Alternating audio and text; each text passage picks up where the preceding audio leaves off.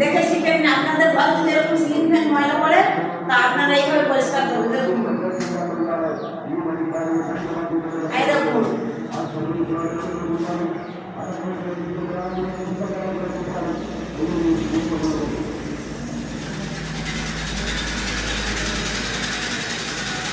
দেখতে পাচ্ছেন তো গাইস, এইভাবে আপনারা সিলিং ফ্যান পরিষ্কার করবেন।